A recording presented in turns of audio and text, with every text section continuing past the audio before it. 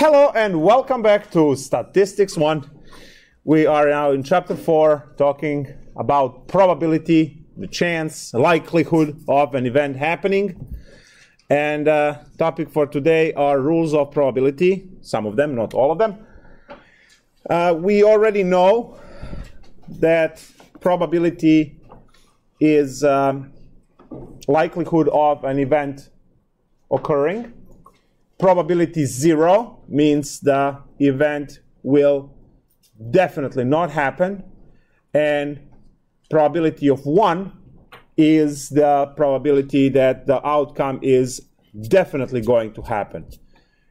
So, for instance, if you are rolling a die, right, you look at you have 6 different numbers that you can get. The 100% probability is that you will get something. Right? And it's not going to be 100% probability that you're going to get 3. Right? That's 1 out of 6 if the dice is fair.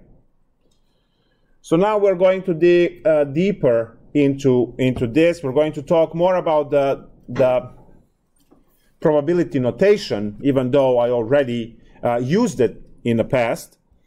So we start with notation.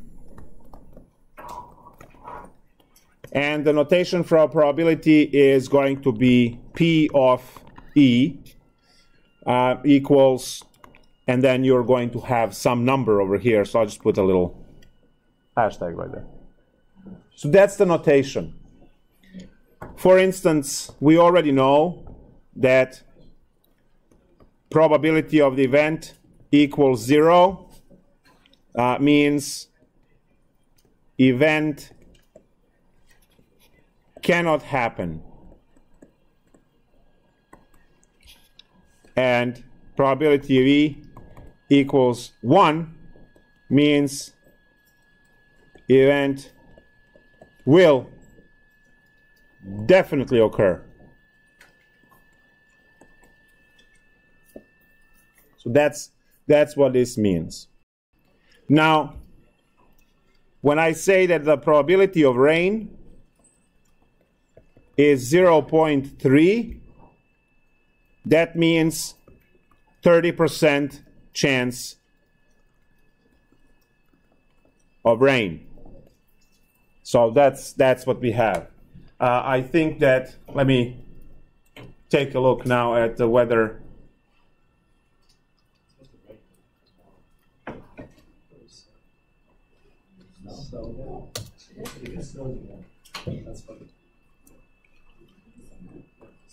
Oh, they are so sure. So, probability over here.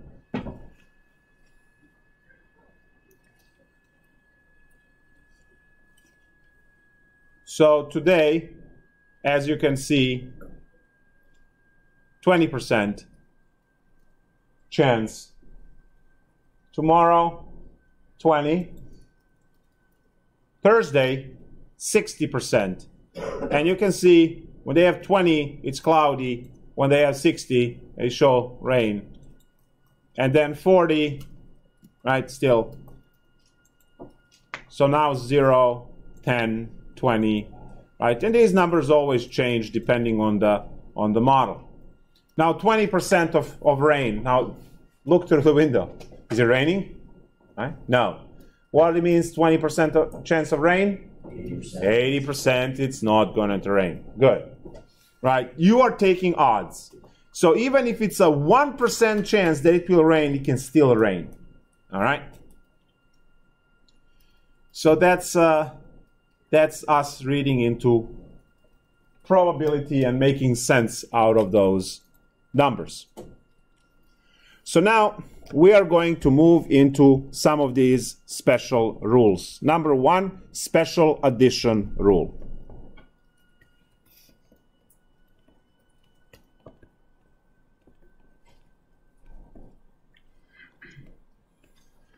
Special addition rule. And we have the formula for that. So if event A and event B are mutually exclusive, that's important.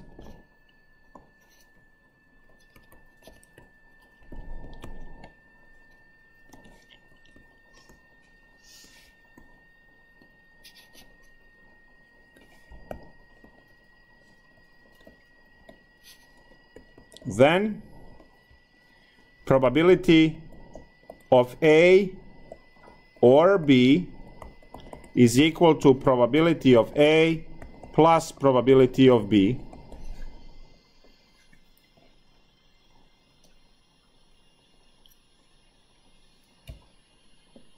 Or, in general, again, for mutually exclusive events,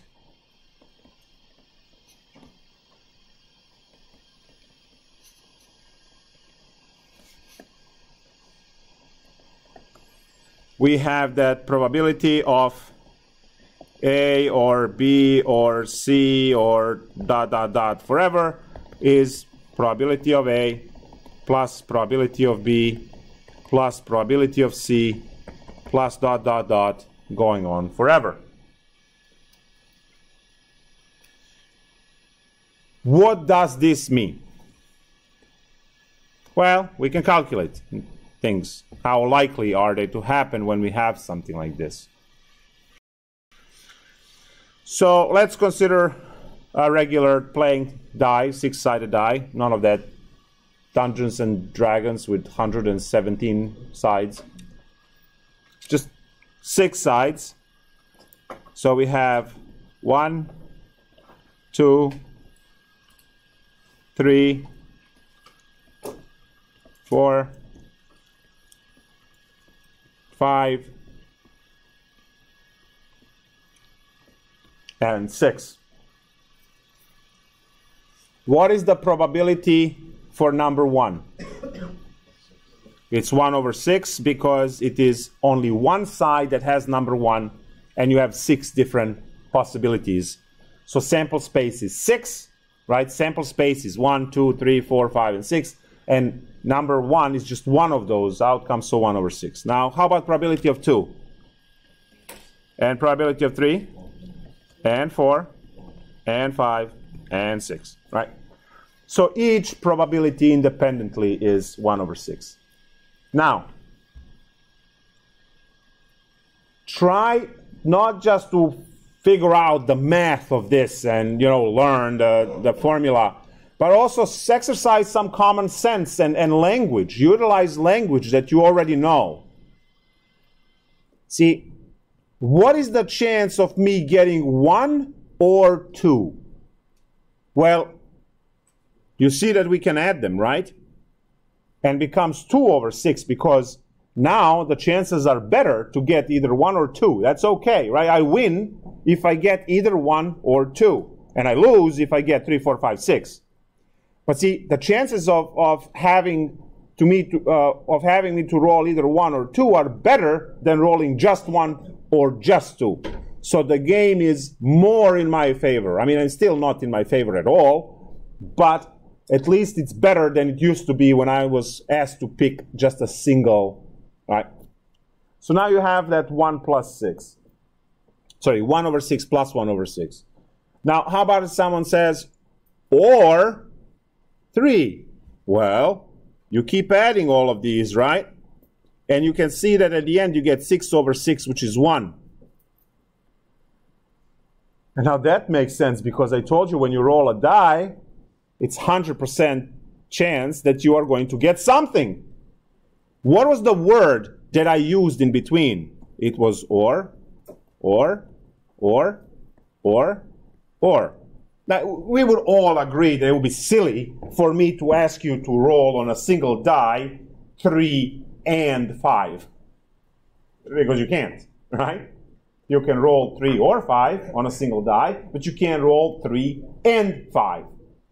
So the word or is connected to addition and probabilities add, but as long as we have mutually exclusive events.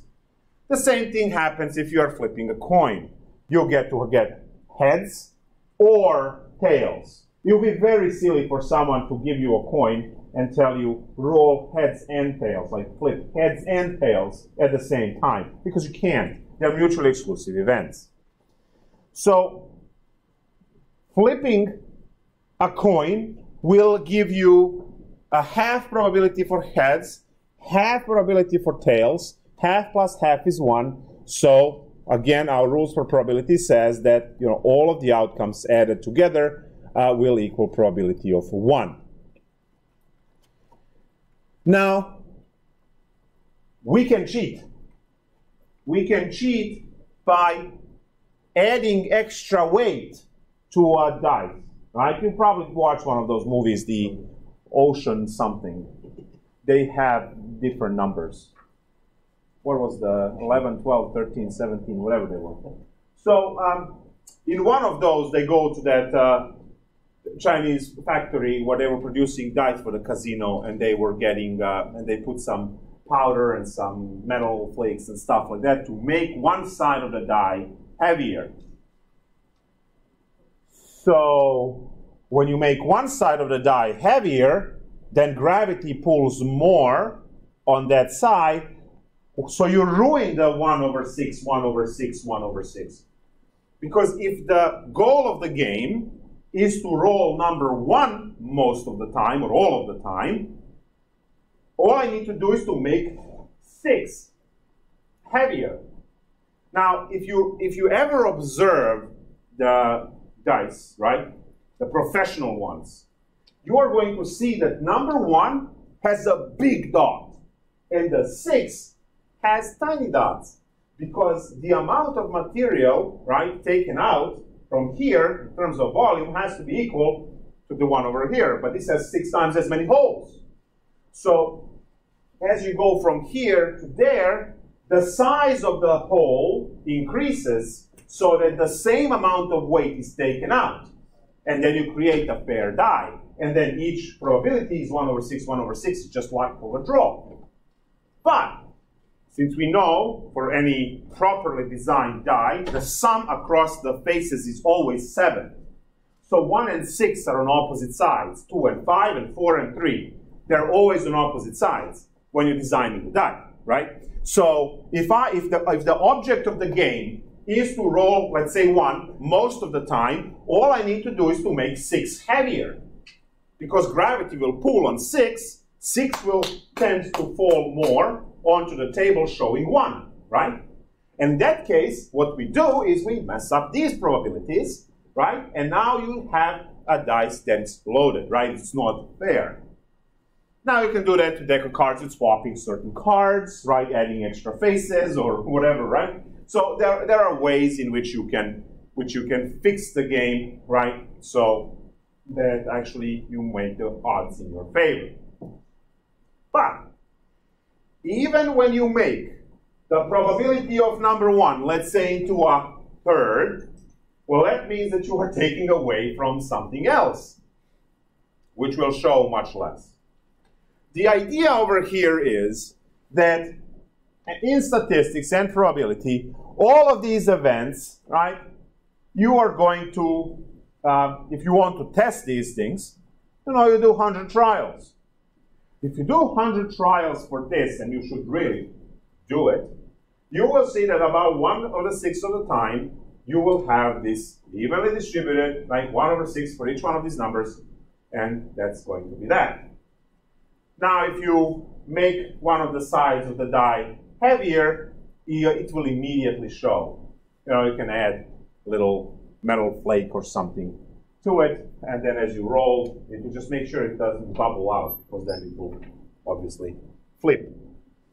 So that's what we have for this.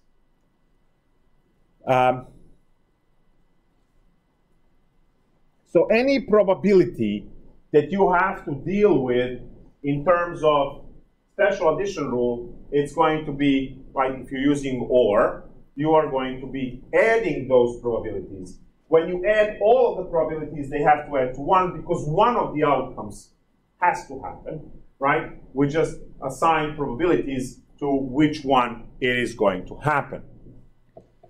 Now with a deck of cards, yes? So this just means that for any mutually exclusive event, it should add to 100%. It will always add to 100%. But as I said, I can just, from this now, I can ask you, what is the probability of getting an even number? In that case, you will say, okay, 1/6 plus 1/6 plus 1/6 is 3/6, which is 1/2. Great. Half of the numbers are actually even and half are odd. Now, in a deck of cards, well, for this particular deck, what is the probability of picking a green card, right? Because these are green and black for some reason. I think now I've seen everything, okay? That's all I'm going to say. So, right, what is the probability that I'm going to pick? Right, it's going to be 26 out of 2. No, it's 2 cards.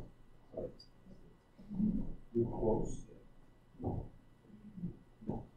Regardless of an answer on like an example, quiz or whatever, would you want us to leave the answer as it is, or do you want us to simplify it? You always simplify it in mathematics because generally, if you say 50, you would say 50% chance, you will not go with 3/6, right? Even if you flip the coin, if I ask you what are the chances of heads or tails, right? What are the chances of heads or tails? 100%. There we go, 100%. You have to listen to the question. You have to listen to the question. I said, what are the probability of heads or tails? Well, half plus half is 1, right? 100% that something will flip. Unless you have the one with from Batman that has 2, whatever that was. I forgot. In that case, Two-Face?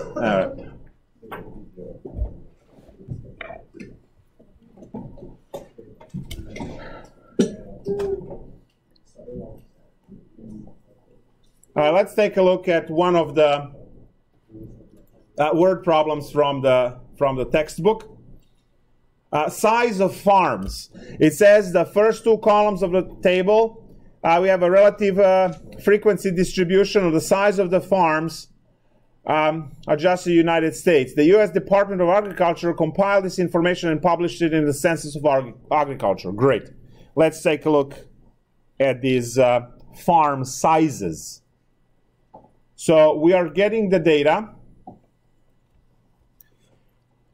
We have size in acres. And then we have the relative frequency. And then we label it as an event. So we have less than 10, 10 to 49 acres, 50 to 179, 180 to 499, 1,000 to 1999, and then more than 2,000. Relative frequency for this is 0.106, 0.281, 0.300, 0.167. I managed to miss something over here. Oh, I missed the 500 too. Good. I missed 500 too. Oh, you write in pen? Great. 999, 1,000, 1999, and then more than 2,000. So 167, 0.068, 0.042, 0.036. Events are A, B, C, D, E, F, and G. There we go. Perfect. So now,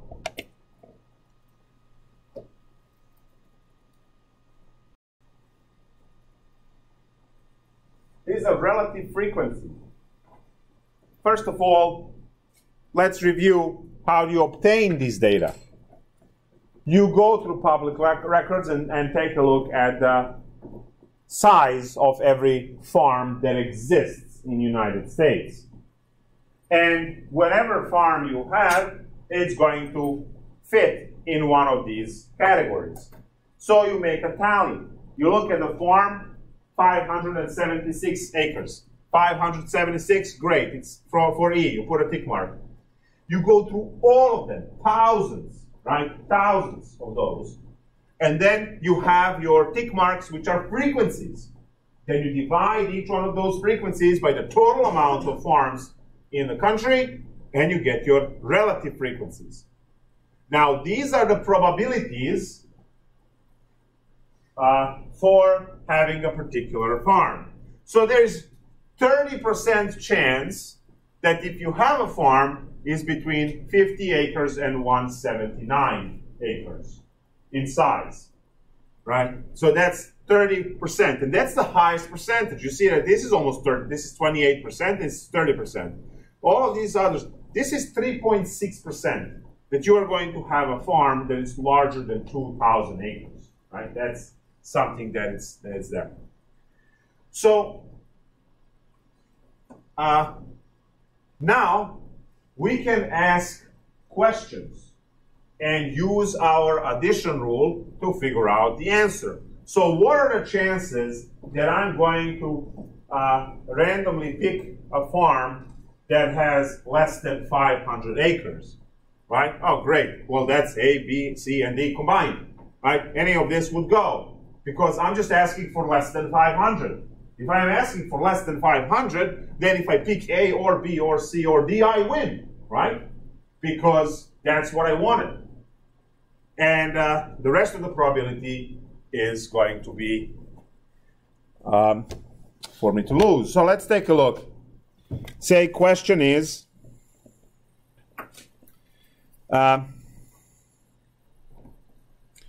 what is the probability to pick a farm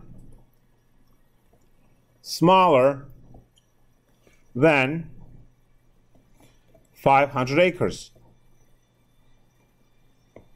And your answer would be probability of A or B or C or D, because all of these events are farms less than 500. And what we know is we just add the outcomes. So 0.106 plus 0.281 plus 0.3 plus 0.167. So what do we have? 7 and a 14 and 1, that's 9, 15 and 1, 2, 4, 7 and 8. It's 85.4% chance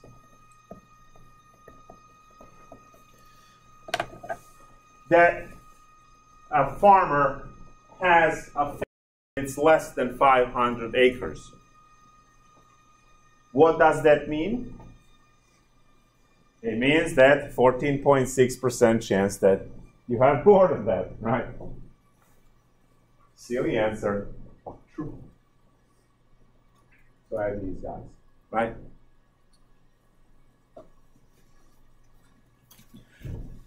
Now, we can also have a question like this. What is the probability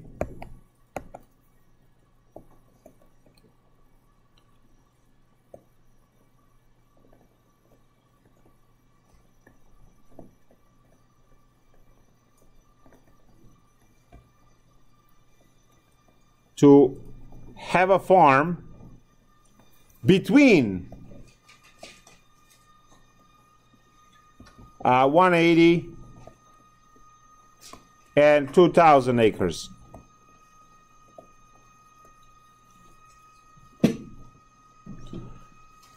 All right, so between 180 and 2,000 acres. Well, that's events D, E, and F. Great. Probability of D or E or F. Again, any size, we're happy about it. Any size. So we need to add 0.167 for event D to 0.068 for E, and we need to add 0.042 for F for the grand total of 7, 1, 5, 11, 17, and then 1, 2. 0.277. Good, your calculator works.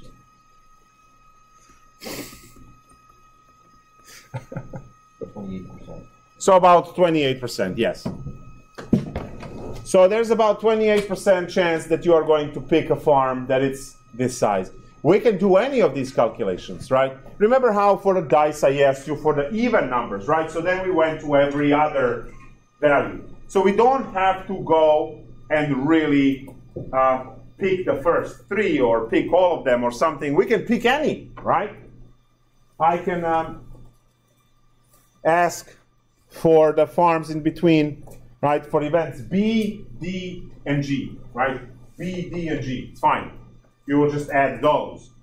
As long as the word is or, it doesn't matter if I pick the farm that it's in this range, or in this range, or in this range, right? So anything is okay, anything is fine. So we add those events.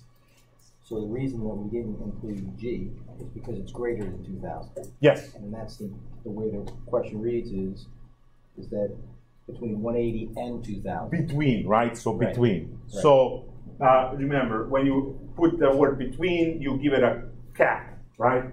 Now over here is 2001, 2002, Right. 2003, 2004. And also on an exam or in homework, well, on an exam, you would be looking for us to say, essentially, for the first example, 85.4% of the time is the chance the farmer has a farm less than 500 acres. You want that? Yes, that's a sentence answer. Yes, that's what you then want. we are going to specify that. Okay.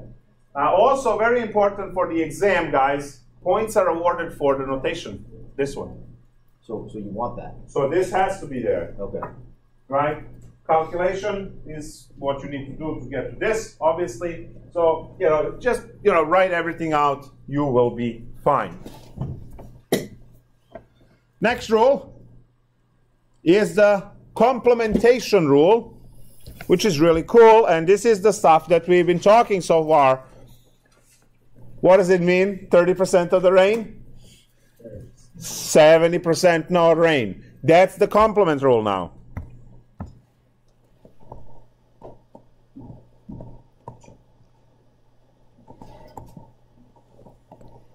The complement rule simply says P of E is equal to 1 minus P of not E.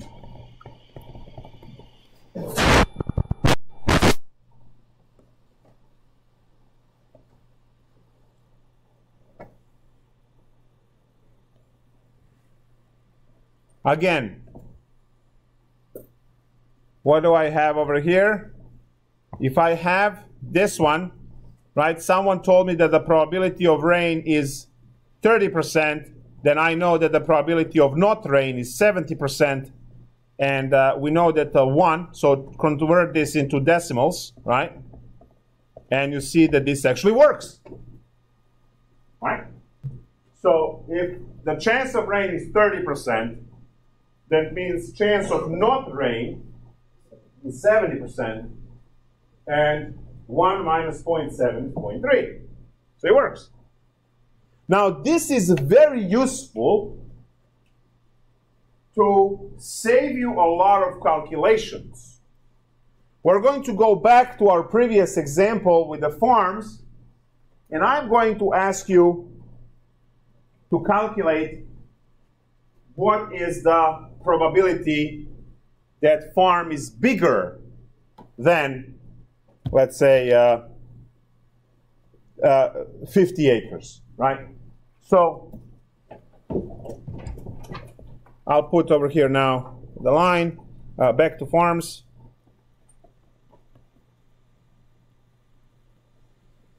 Question C. What is the probability to get or to pick a farm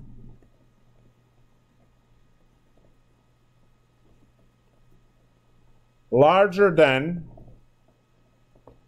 50 acres?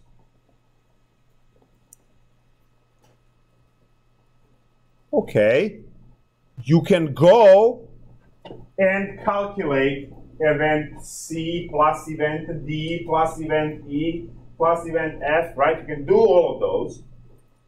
Or you can do what? Add what you don't need and subtract it from 1. That's the complement rule. Because if I want to know the probability of all of this, then this is in its complement. So 1 minus what I don't know will give me what I do want to know. That's, I don't know. It's a cool way. Now, can you do the other way? Sure. Yes. Can you show us that? Yeah. That's so. Back to forms.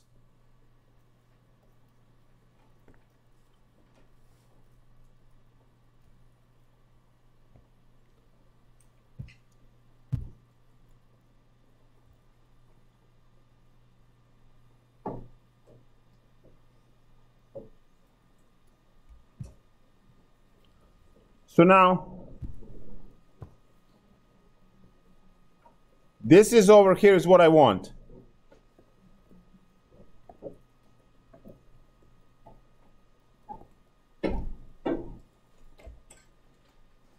And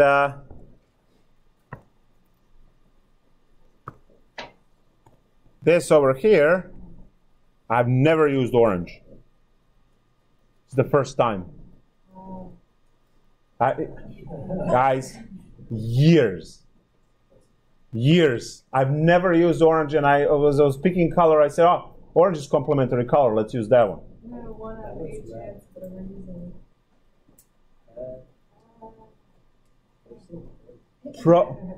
No, this is understanding the concept. Yes. Well, it's irrelevant what you want. It's just there is a truth. So we don't want this.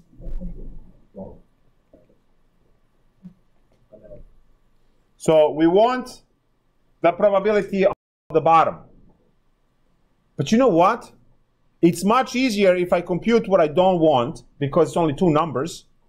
So this thing over here is 0.106 plus 0.281, which gives me 7830.387. And then what we want, the probability over here, is going to be 1 minus 0.387 gives me 0.613. Now, if you want to exercise your calculator and spend some battery time, go ahead, add C through G. You are going to get this number, 6.13. You have to, because all of these have to add to 1.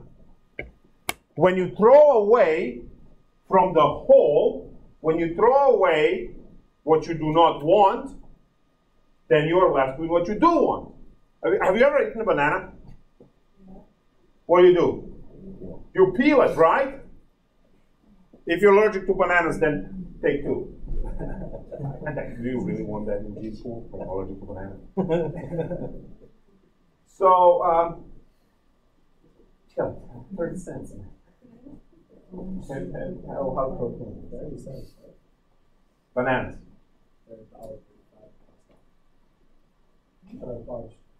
Oh, a bunch.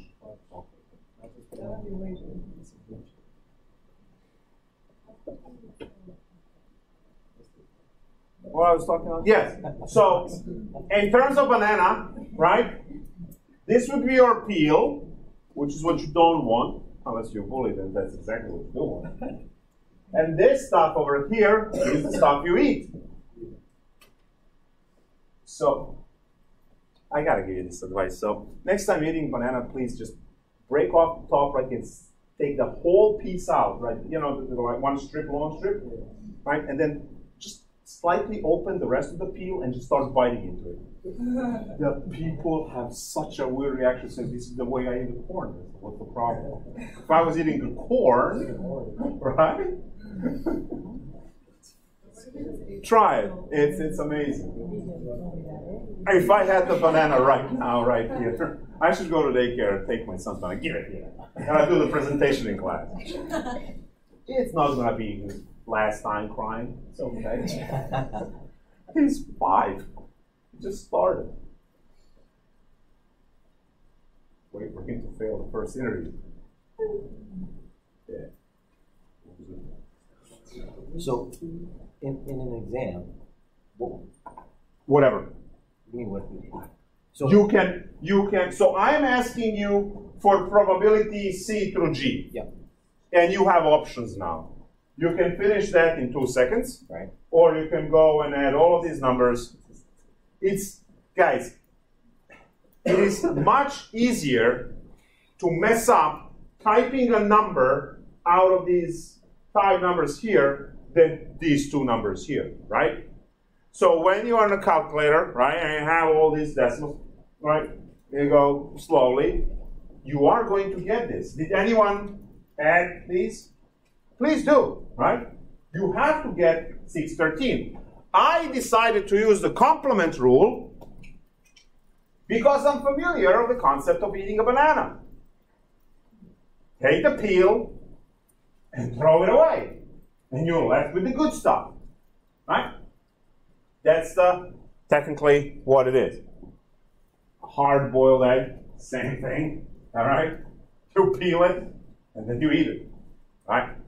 So the idea is that from the whole egg or the whole banana, you throw away what you don't need, and you're left with what you do need. It's important for you to figure out what is that you want, which a lot of people have issues with. No clue what they want. They just want to be heard and want to make noise. Yeah, it's called protests. All right. Good. Let's see another rule, because there must be more, right? This is cool stuff. So now we are getting into general addition rule, and this is where we are going to talk about the cards.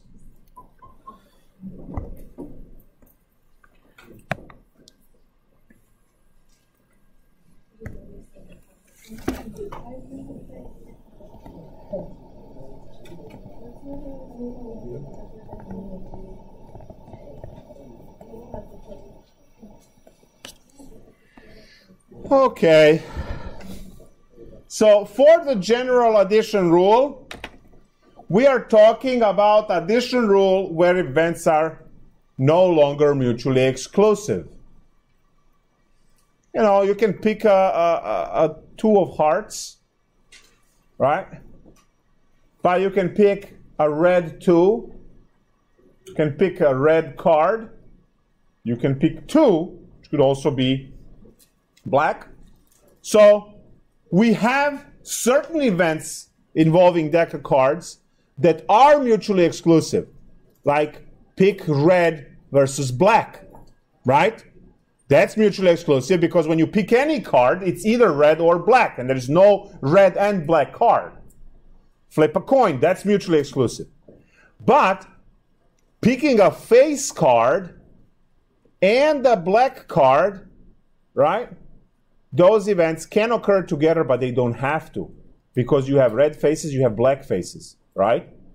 So we have to worry about this. So let's take a look at the general rule. The general rule says if A and B are events, right? Any 2 events, it doesn't matter mutually exclusive or not, then the probability goes as follows. So if A and B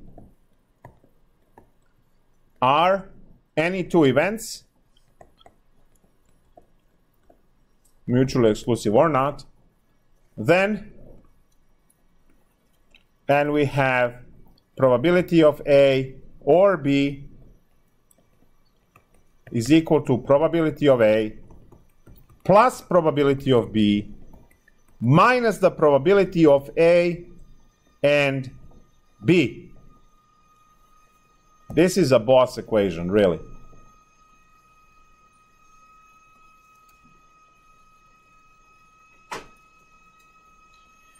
So let's use it right away. What is the probability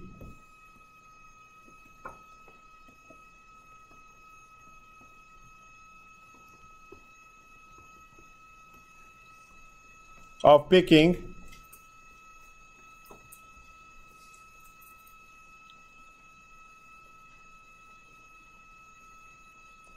red card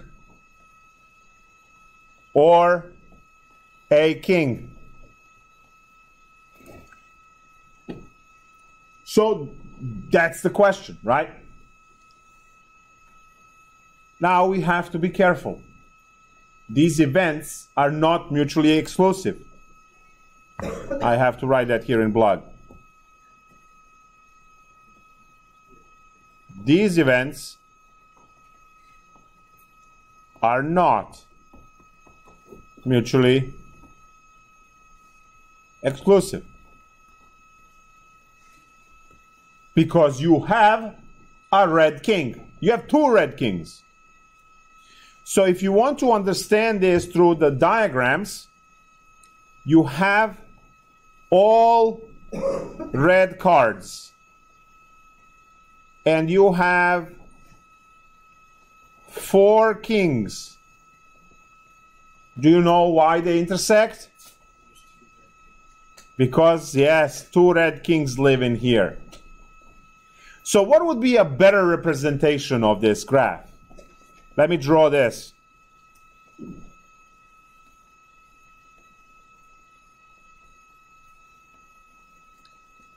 Red, black, and then 4 kings. Observe that this circle gives half in one and half on the other. So now we see that if I am to pick a red card, so we are talking about the probability of red or king. I win if I pick any red card. I also pick any king and I win, right?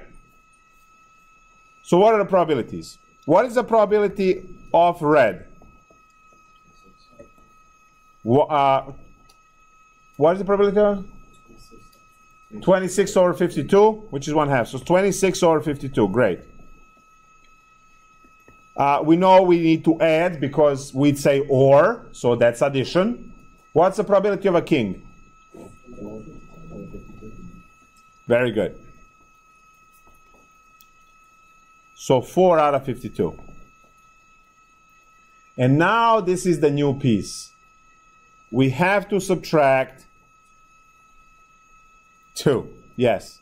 We have to subtract probability of red and king. And we're going to see why. With cards, actually. So that's 2 out of 52. For the grand total of no coughing, 28 over 52.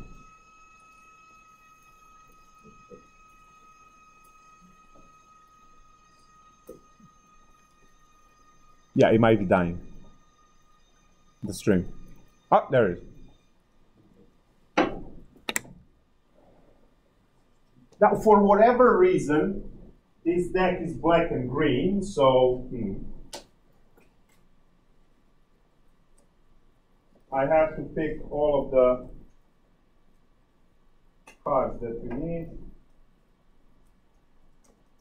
I'm going to shovel this. It was separated already.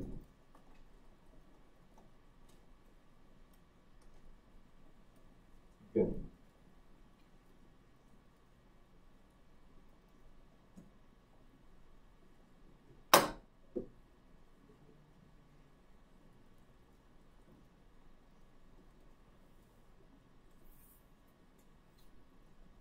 This is my sample space, guys. These are all of the cards on the pile that make me win. if I pick anything from here, I win. If I pick anything from here, I lose. Now, how many cards am I expecting over here? We are expecting 28 cards, because that's what the calculation told us. 4, 5, 6,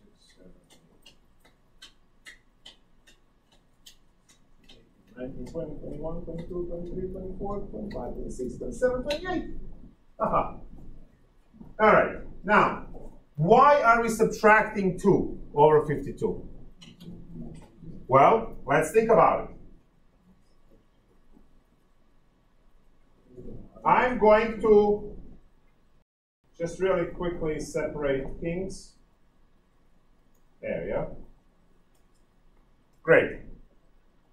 We all agree, when I take the black cards out, that I have 26 red cards, or this is red for those of you, right?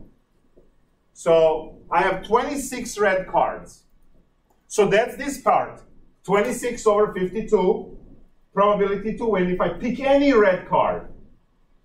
Now, I also have 4 kings. So if I pick any of the 4 kings, I win, and that's 4 out of 52. Now, did you notice that I removed the 2 cards from here to put them together with these? Or if I want to associate these 2 red kings there, then I'm left with 2 cards here. So this calculation includes 2 red kings, and this calculation involves 2 red kings. So I count the red kings twice. I count them as red cards, and then I count them as kings in these calculations. So I'm doubling up on that count, which is the reason why we take ones away.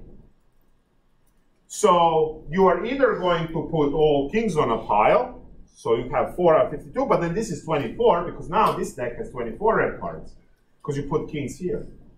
Or, right, keep this as 2. Well, it doesn't matter whether you want to subtract 2 over here or you want to subtract 2 over there. You're going to end up with 28 cards, and the experiment is clear that when you count this, you get 28. Now, clearly, we use deck of cards to learn the concept, right?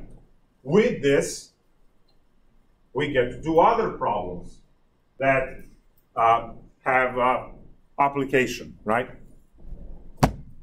Questions, concerns, anything? Of course, math's easy. Yes? So the B red, with the red and king, does that just mean like kings that are red that you're looking at? Yes. See, red and king. We have 2 of those cards, right? King of hearts and king of diamonds. I was about to say squares, and then no, so it's not squares, it's a rhombus. Oh wait, hold on, they don't use rhombus. Because those are intimidating. And then it's diamond. It looks nothing like a diamond, right? The only one is the one that's hard. The red. Can the red and king be considered non-mutually exclusive? Yes, because that's exactly the part where they are not mutually exclusive, right? They are, because it can be both, right? Mutually exclusive, heads or tails, done deal. Can't have heads and tails, right? Also on a regular playing die, it's either 1, or it's 2, or it's 3, or it's 4. Can't have 2 of them. Now, some events with cards are exclusive. We talked about it, right? Black or red. That's mutually exclusive. You can't have both. Or pick a 3 or 7. There is no card that is 3 and 7 at the same time. Unless you make one up that says 3 here and then 7 over there. Which just gave me an awesome idea to make a deck. I don't think I've ever seen a deck like that. Actually, no, I am. It's called Dominoes. Not the pizza, but the game.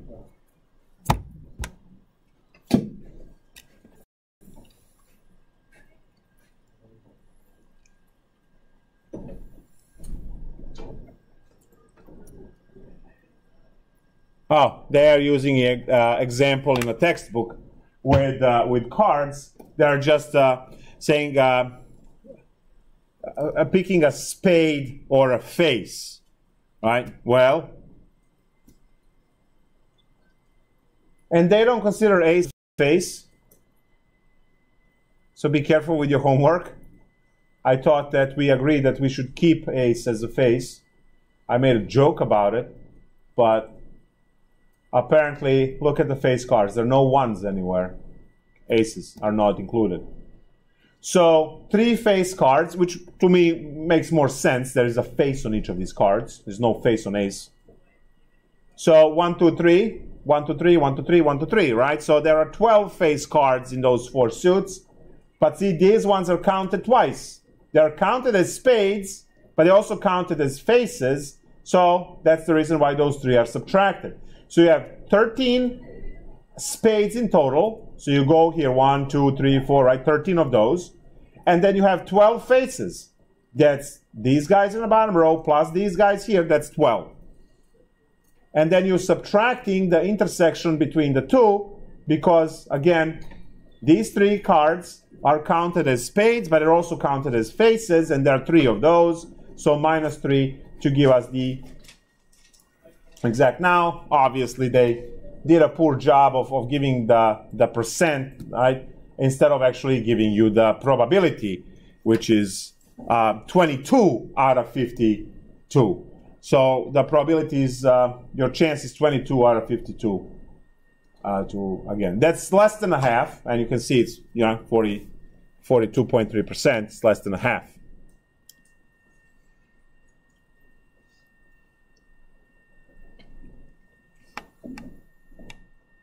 All right, so now we have the characteristic of people arrested as the next example.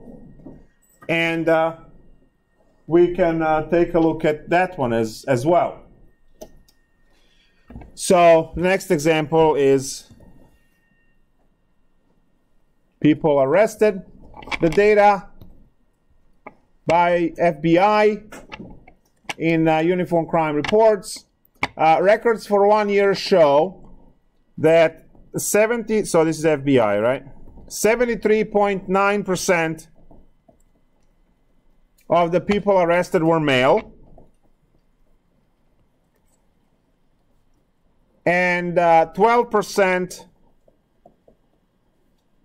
were under 18.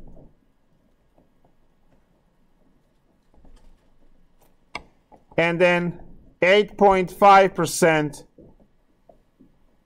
were male under 18.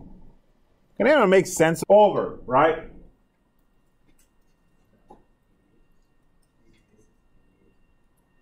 So what do we have? 88% are older than 18. And now 80.5% were male under 18. So that's the end part, right? Because they are male and. So if I want to calculate what is the probability of male or under 18, we will have 73.9 plus 12 minus 8.5, and that will give us the number in percent. So 77.4% of all arrests are either male or under. Let's see if the projector is going to come back.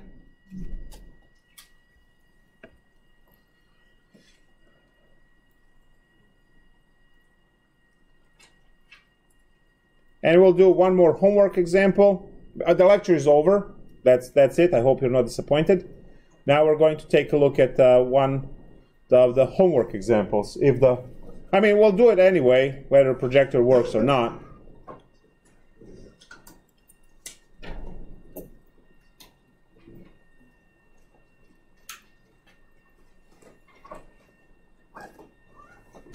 She said 73.9 plus 12. Minus 8.5 are, that's what I was saying. Yes, 77.4. So 73.9 plus 12 minus 8.5. Right? That's males or males under 18. Yes. Males or under 18.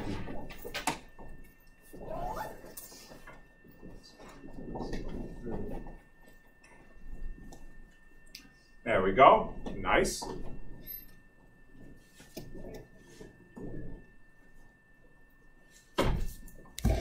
So just need to really quick.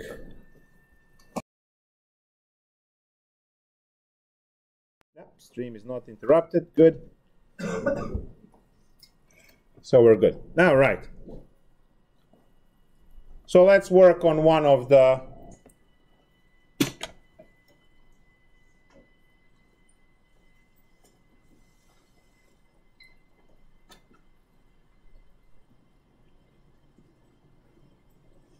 exercises.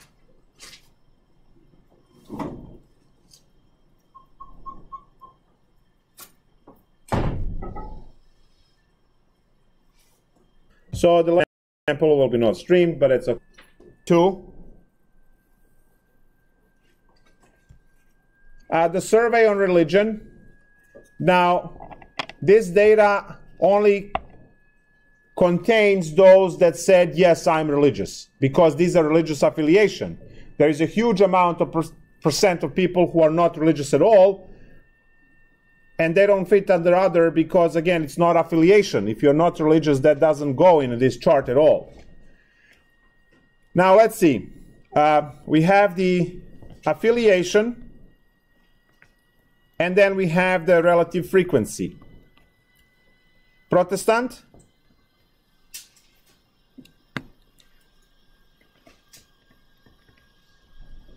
$0.513. Catholic? 0.239. Jewish? 0.017. Mormon? 0.017. And other? 0.214. So this is the data published by a Religious Landscape Survey.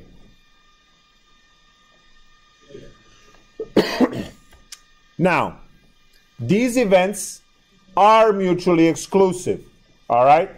You don't get to be in 2 categories at once. You can jump ship anytime, obviously, right? But you don't get to be in 2 categories at the same time.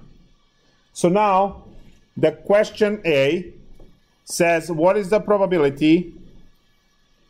Oh, they all have a different front letter, which means we can call the events P, C, G, J, M, or O. So what is the probability of Catholic or Protestant? These are mutually exclusive events, so it's okay just to add them. Catholic has 0.239 probability plus Protestant 0.513 for a total of 258. So 85% chance that a person picked at random from all the religious people is going to be Catholic or Protestant. Probability that someone is not Jewish, that's part B. So, not Jewish, not J. Well, we have 100% for everyone, probability of Mormon or other. And that would be what? 0.017 plus 0.214 to give us 0.231. So 23.1% are not Protestant, Catholic, or Jewish. And that's that. So I hope you are not disappointed, but that's our general addition rule. You have to be careful about mutually exclusive and mutually non-exclusive. Okay, so that's that. See you next class.